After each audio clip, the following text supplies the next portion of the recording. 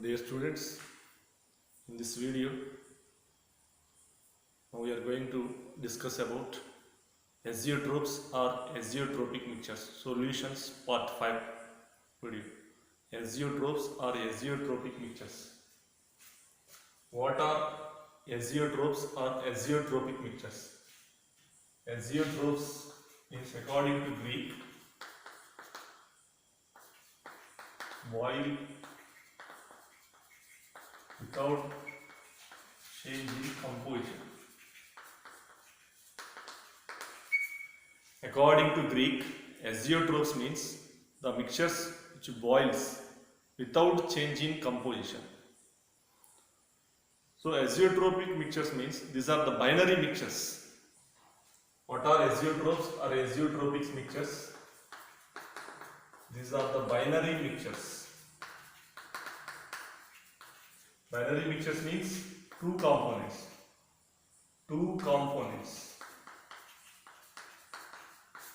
Azeotropes or azeotropic mixture means the mixtures which contain two components. Both are miscible. Both the components are miscible, completely soluble in each other. So these are the binary mixtures. Boils at constant temperature. Binary mixtures boils at a constant temperature without changing any composition.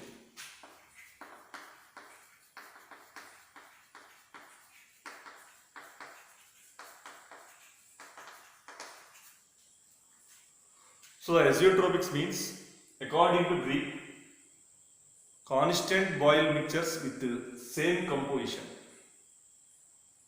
So what are azeotropic mixtures? The binary mixtures. Both the binary mixtures means two components. Both the components are miscible with each other. So the binary mixtures which boils at constant temperature without undergoing any change in composition means that. So binary mixture has same composition in both liquid and vapor phase.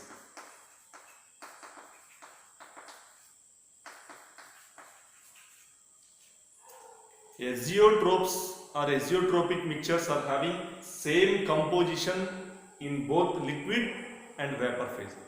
So finally, azeotropes or azeotropic mixture means constant boiling mixtures with same composition without undergoing any composition during their formation. So these are binary mixtures, boils at constant temperature without undergoing any change in composition, which means that azeotropes having same composition in both liquid and vapor phase. Both having same composition in both liquid and vapor phase. So constant boiling mixtures with the same composition are known as azeotropes or azeotropic mixtures. Now, these azeotropes or azeotropic mixtures are of two types.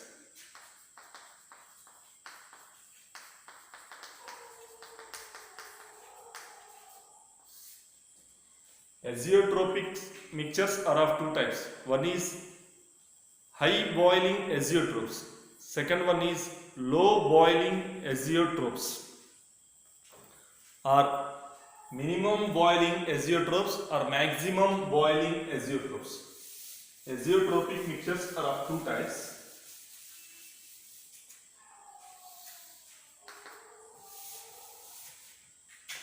Minimum boiling azeotropes.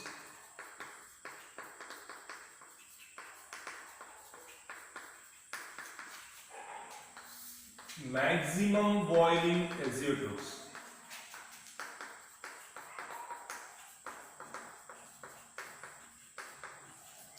So minimum boiling azeotropes, maximum boiling azeotropes. So minimum boiling azeotropes, which means that the boiling point of solution is less than that of pure components. the boiling point of solution is less than that of pure components.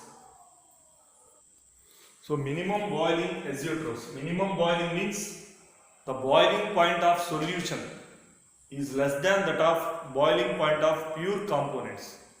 Those mixtures can form minimum boiling azeotrophs. Boiling point of solution is less than that of boiling point of pure components. If boiling point of solution is less than boiling point of pure component means boiling point is inversely proportional to vapor pressure. Boiling point is inversely proportional to vapor pressure. If boiling point of component is low, vapor pressure is more. They can easily goes into vapor state. So both are inversely related. Boiling point is low, vapor pressure is more. Boiling point is high, vapor pressure of the component is less. So both are inversely related. So if boiling point of solution is less than boiling point of pure components means vapor pressure of solution is more than vapor pressure of pure components.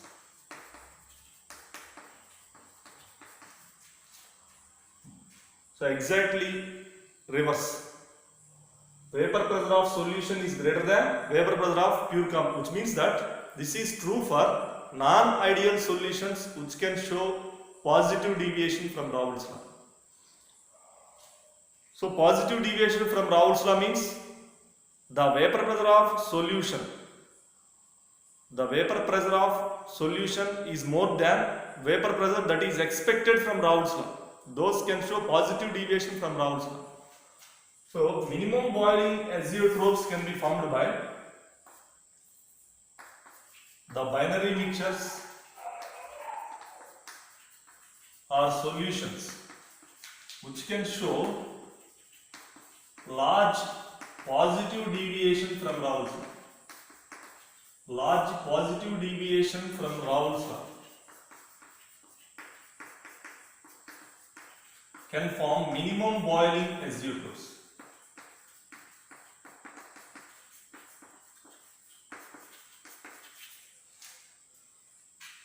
Minimum boiling azeotrophs can be formed by the solutions which can show large positive deviation from Raoult's law. Those can form minimum boiling azeotrophs because the vapor pressure of solution is more than the vapor pressure that is expected from Raoult's law. So minimum boiling azeotrophs can be formed by the binary solutions which can show large positive deviation from Raoult's law. So the examples of minimum boiling azeotrophs are all the positive deviations shown from Raoult's law. The examples of minimum boiling azeotrophs are the solutions which can show large positive deviation from Raoult's law. Non-ideal solutions which can show positive deviation from Raoult's law are the examples of minimum boiling azeotrophs. That is like ethanol hydrocarbon mixtures, alcohol hydrocarbon mixtures, or ethanol plus water mixture. One of the important example is ethanol water mixture can form minimum boiling azeotrophs because it can show positive deviation from Raoult's law, or any alcohol hydrocarbon mixture can also form minimum boiling azeotrophs because these are examples of non-ideal solutions which can show positive deviation from Raoult's law. For example, one of the important example is ethanol water mixture can form minimum boiling azeotrophs. The composition is 95.5% ethanol and 4.5% water. What is the composition for formation of minimum boiling azeotrophs? 95.5% ethanol and 4.5% water mixture boils at constant temperature 78.15 degrees centigrade. 95.5% ethanol and 4.5% water composition mixture boils at 78.15 degrees centigrade can form minimum boiling azeotrophs. This composition is very important. At this composition, both have at this composition, that is 95.5% ethanol and 4.5% water, has same composition in both liquid and vapor phase. Same composition in both liquid and vapor phase, therefore boils at constant temperature 78.15 degree. That is the meaning of azeotropes or azeotropic mixtures. Same composition and constant boiling point. So this mixture has constant boiling point 78.15 degrees centigrade. So these can form minimum boiling azeotrophs. Coming to maximum boiling azeotrophs. So maximum boiling means boiling point of solution greater than boiling point of pure components. Maximum boiling means boiling point of solution greater than boiling point that of pure components, which means vapor pressure of solution less than vapor pressure of pure components.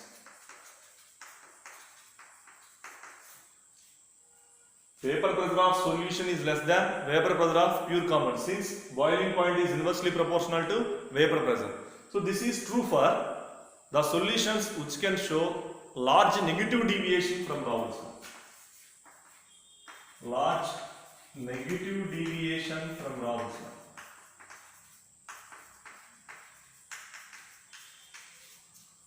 So the solutions which can show large negative deviation from Raoult's law can form maximum boiling azeotrophs.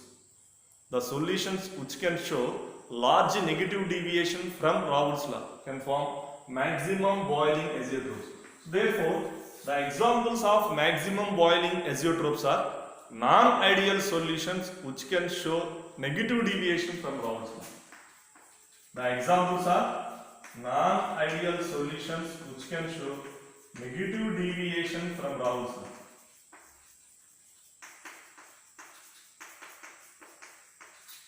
Non-ideal solutions which can show negative deviation from all non-ideal solutions which can show negative deviation from Raoult's law are examples of maximum boiling azeotrophs, that is water acid mixtures or chloroform and acetone. Water acid mixtures, chloroform and acetone. One of the important example is 68% nitric acid and 32% water mixture boils at 393.5 Kelvin, form maximum boiling azeotropic mixtures. Don't be confused. Here given nitric acid plus water. Nitric acid plus water means example of non-ideal solution show negative deviation from Raoult's law. It is an example of non-ideal solution show negative deviation from Raoult's law. Therefore, it is an example of maximum boiling azeotrophs. But we have to find out the constant composition. What is the constant composition? 68% nitric acid plus 32% water. So this composition mixture boils at 393.5 Kelvin, forms maximum boiling azeotropic mixture. Maximum boiling azeotropic mixture, that is boiling point of, at this composition, boiling point of solution is greater than, this is the boiling point of solution. Boiling point of solution is greater than boiling point of pure components. Boiling point of pure components is nitric acid boiling point is 359 Kelvin. You know that water boiling point is 373 Kelvin. So these are the boiling point of pure components. Nitric acid boiling point is 359 Kelvin. Water boiling point is 373 Kelvin. But boiling point of solution is 393 Kelvin. This is higher than both boiling points of pure components. And one more important thing is azeotropic mixtures cannot be separated by fractional distillation.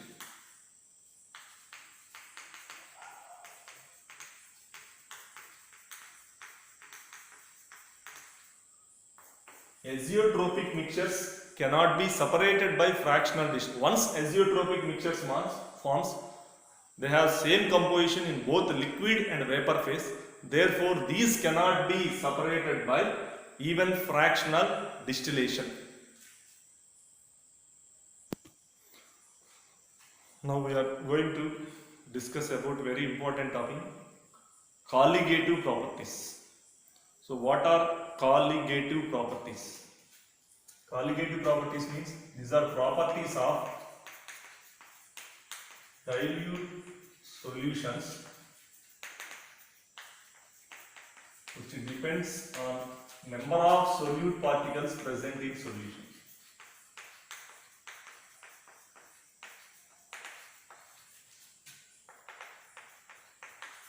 So what are colligative properties? These are the properties of dilute solutions which depends on only number of solute particles present in solution. So properties of dilute solutions which depends on only number of solute particles present in solution. Properties of dilute solutions. So dilute solutions means the number of moles of solvent is higher than number of moles of solute. So the concentration of solute is very less compared to the concentration of the solvent. Concentration of solute is very less than concentration of, for example, you can dissolve 2 gram of sodium chloride in 1000 ml of water.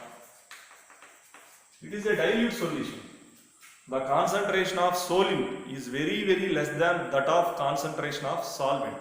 2 grams of sodium chloride is dissolved in 1000 ml of water. It is an example of dilute solution. So these are the properties of dilute solutions. And another important note is it depends on colligative properties. Depends on only number of solute particles present in solution. Colligative properties depends on only number of solute particles depends on solution, but not the chemical nature of solute. Whatever it may be the chemical nature of solute particles, it does not depend on the chemical nature. It is depend on only number of solute particles or number of solute particles, which in turn depends on mole fraction of solute also. Number of solute particles, which in turn colligative properties depends on mole fraction of solute, but not on the nature, chemical nature of the solute particles. And throughout the colligative properties have been discussed. So we have been discussed when a non-volatile solute is dissolved in solvent.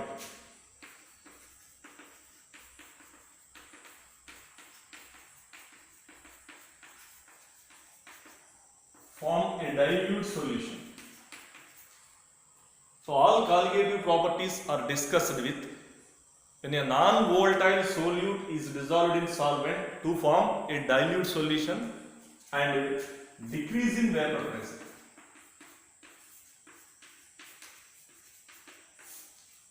And all these are related to decrease in vapor pressure of solvent and decrease in vapor pressure of solution. So when non-volatile solute is added to solvent to form dilute solution. All the colligative properties are discussed with this. Solute must be non-volatile or non-electrolyte. Solute must be non-volatile or non-electrolyte, and the decrease in vapor pressure of solvent or decrease in vapor pressure of solution. So what are colligative properties? These are the properties of dilute solutions. Properties of dilute solutions which depends only on number of solute particles present in solution, and these are the important notes of colligative properties. So there are 4 important colligative properties are there. There are 4 important colligative properties are there. First one, lowering of vapor pressure or relative lowering of vapor pressure.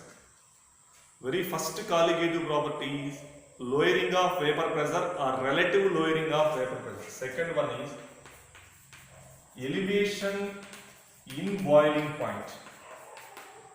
Second one is elevation in boiling point.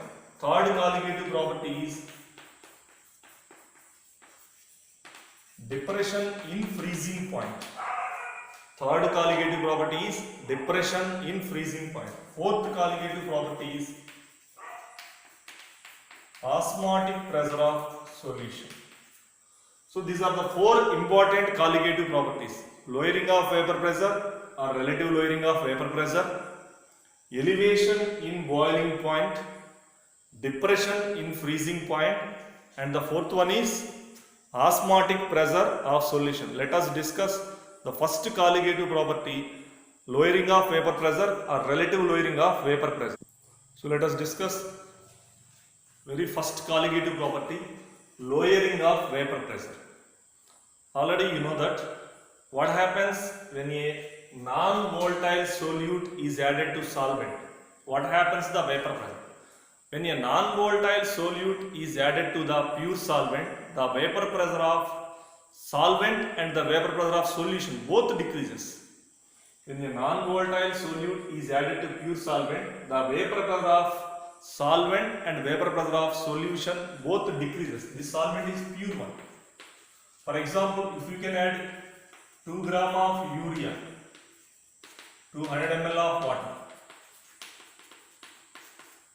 if you can add 2 gram of urea, this urea is a non-volatile solute or non-electrolyte. Non-volatile solute. 2 grams of urea is added to 100 ml of water. What happens to the vapor pressure of solution? Vapor pressure of urea water solution decreases. So for example, vapor pressure of pure, if the vapor pressure of pure solvent is P01, if the vapor pressure of pure solvent is P01, 0 for pure, vapor pressure of solution is P1. If the vapor pressure of pure solvent is P01, vapor pressure of solution is P1, then what is the lowering of vapor pressure? What is the lowering of vapor pressure? Vapor pressure of pure solvent minus vapor pressure of solution. What is the lowering of vapor pressure? Vapor pressure of pure solvent P01 minus vapor pressure of solution. For example, if you can add 2 grams of urea to pure solvent, before adding, the vapor pressure of pure solvent is 10 mm of Hg.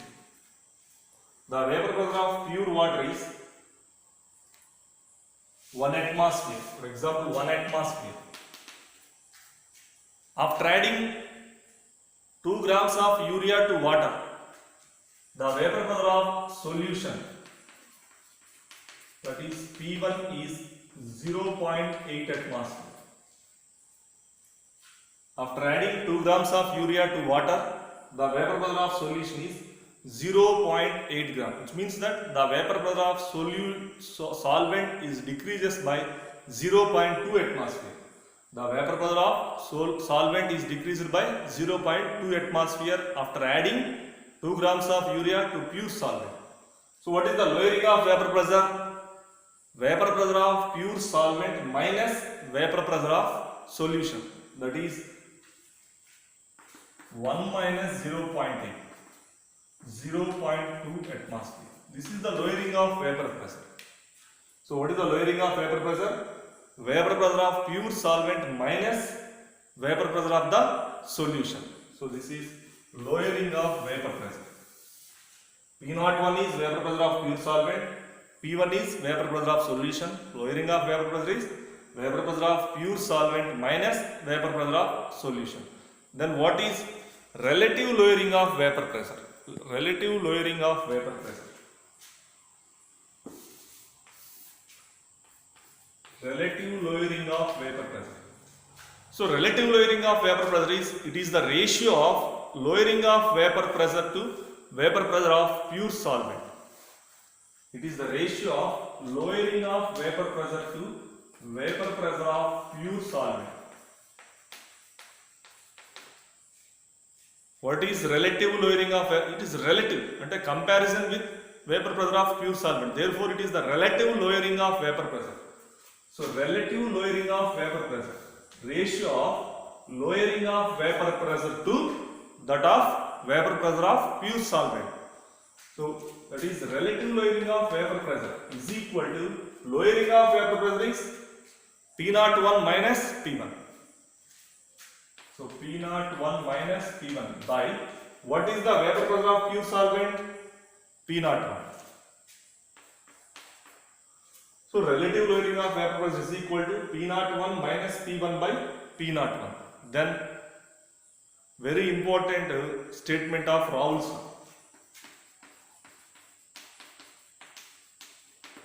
Raoult's law for non-volatile solute.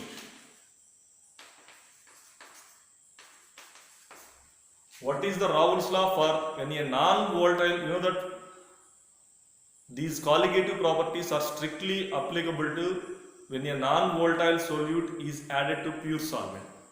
So what is the Raoult's law for non-volatile solute? What is the statement of Raoult's law for non-volatile solute dissolved in volatile solvent? So the relative lowering of vapor pressure of solvent over solution is equal to mole fraction of solute in the solution.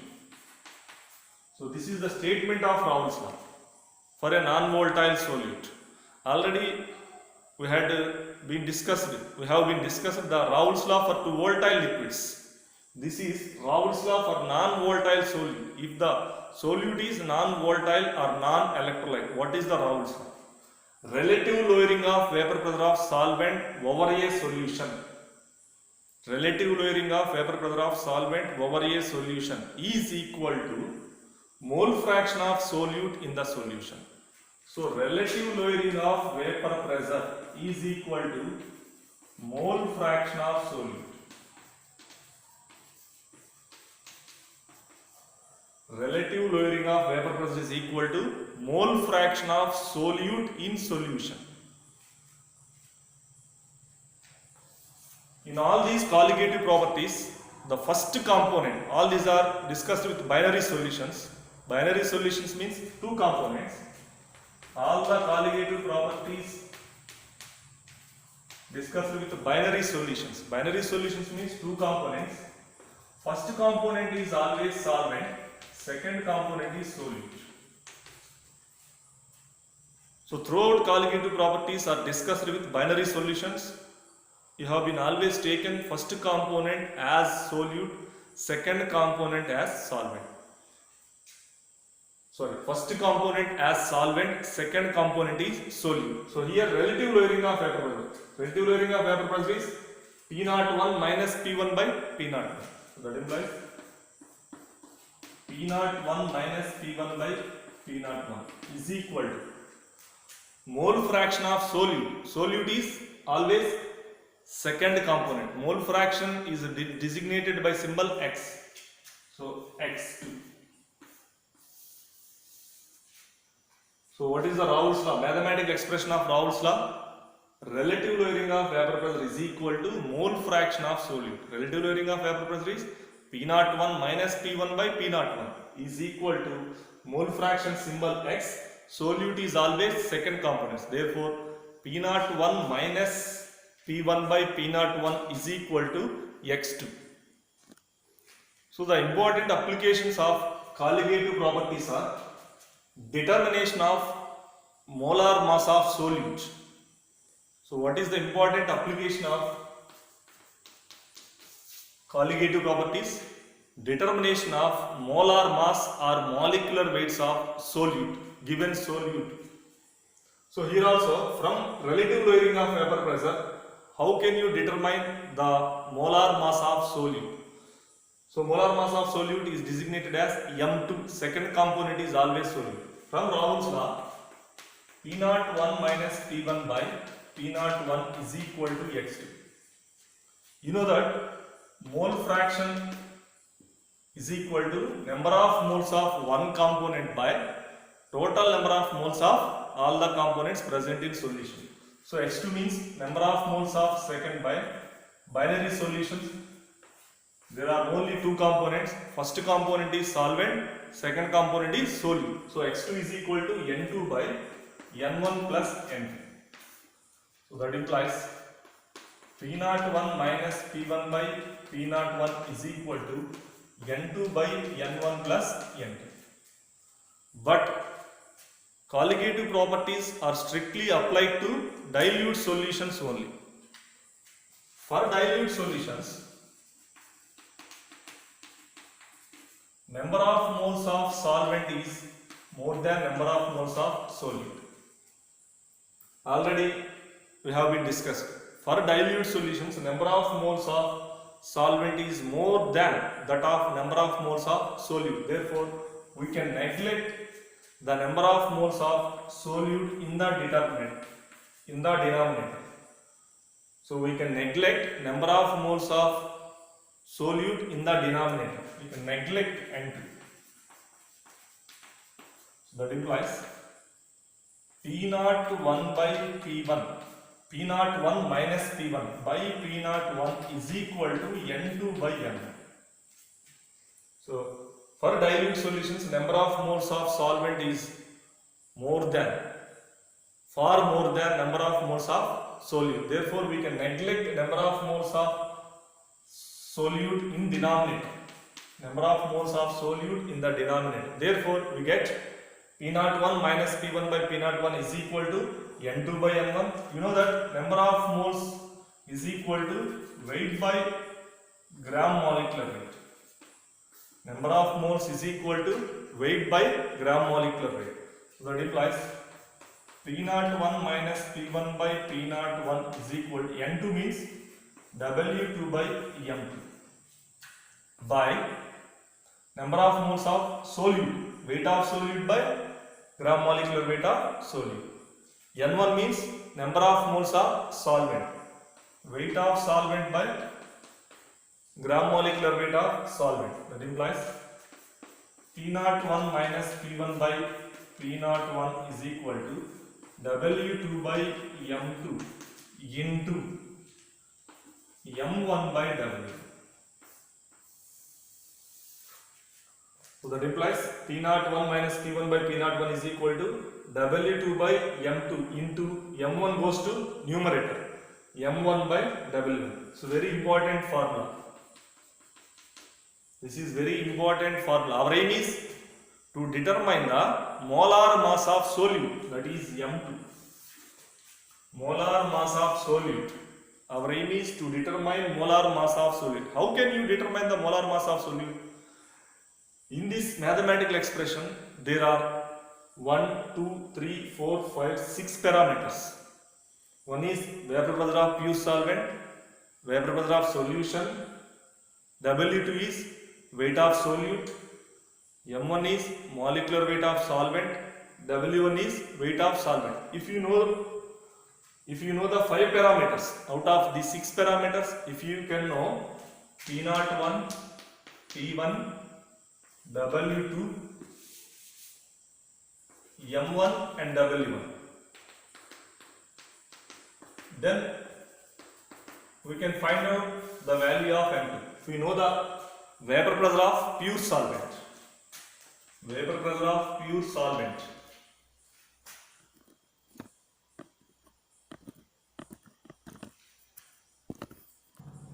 if you know the Weber pressure of pure solvent, Weber pressure of solution, weight of solute, molecular weight of solvent, weight of solvent. So first component is always solvent. W1 is weight of solvent, M1 is molecular weight of solvent, W2 is weight of solute, M2 is molecular weight of solute. If you can know all these 5 parameters, then we can determine the molar mass of solute. Then we can determine the molar mass of solute from relative lowering of vapor pressure. From relative lowering of vapor pressure. And second important colligative property is elevation of boiling point. So elevation of boiling point is denoted by the symbol delta T. Elevation of boiling point is denoted by the symbol delta Tb. First of all, what is a boiling point? You know that what is boiling point?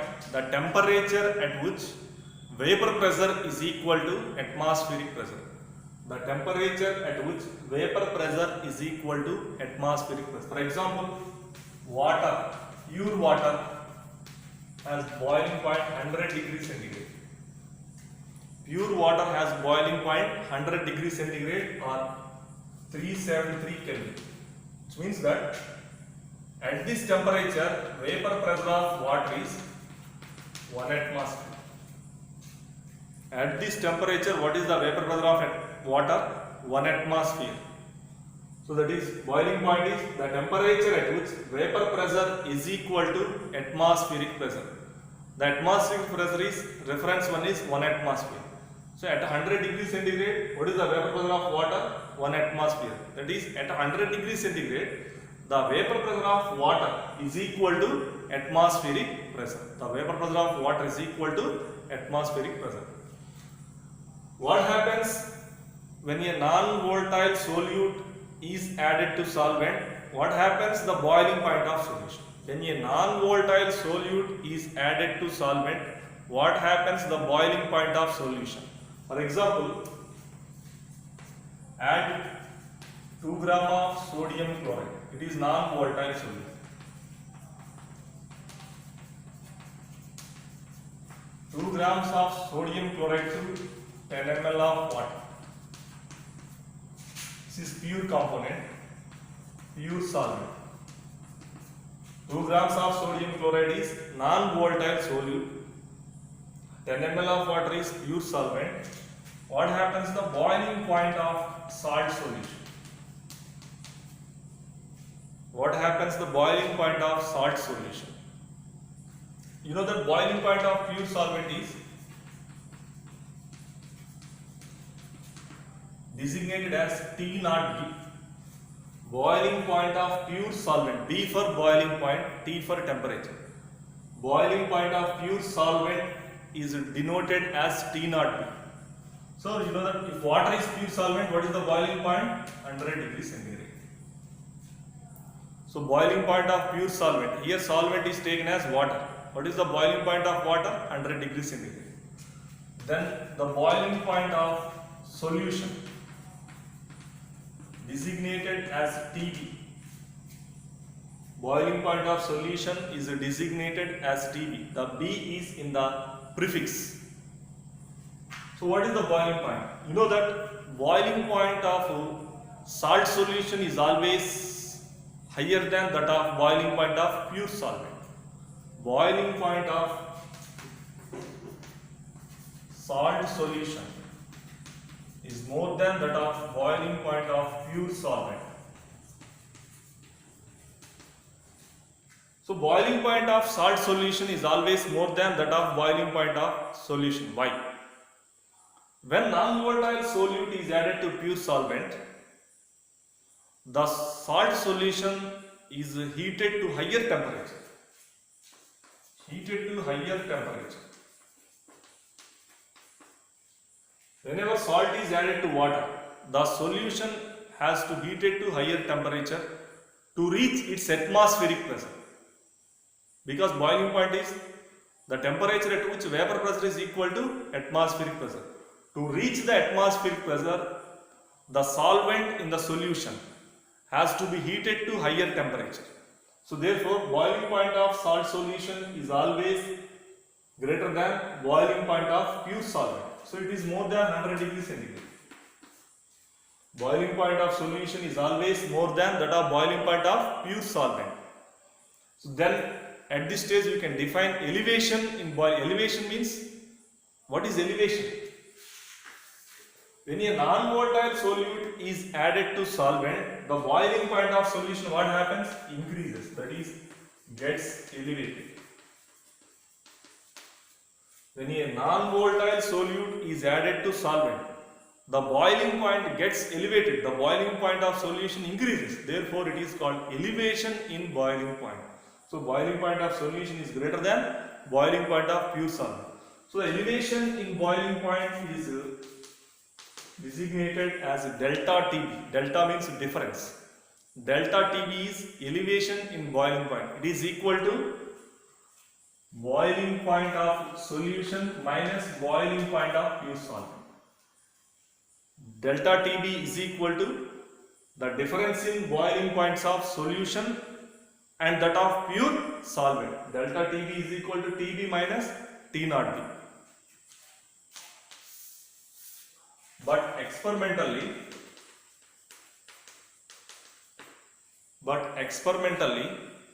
the elevation in boiling point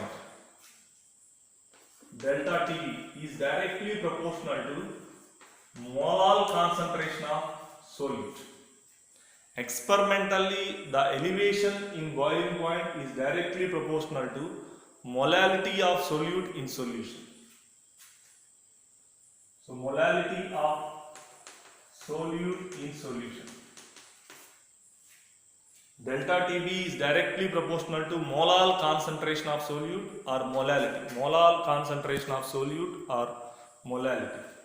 That implies delta TB is directly proportional to molality is denoted by the symbol small m.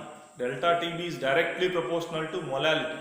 Molality is denoted by the symbol small m. Molality is denoted by the symbol small m. That implies delta TB is equal to Kb into m. The elevation in boiling point. Remove the proportionality. Here introduce a constant which is known as Kb. So delta TB is equal to Kb into m. What is Kb? Kb is a proportionality constant. First of all, Kb is a proportionality constant. So it is known as molar elevation constant. It is known as molar elevation constant, or it is also known as ebullioscopic constant. So first of all, what is Kb? It is a proportionality constant. Remove proportionality and here we write equal symbol. Then introduce a proportionality constant. Delta TB is equal to Kb into m. What is Kb? Proportionality constant. So it is also known as molar elevation constant or ebullioscopic constant. Molar elevation constant or ebullioscopic constant. So what are the units of Kb?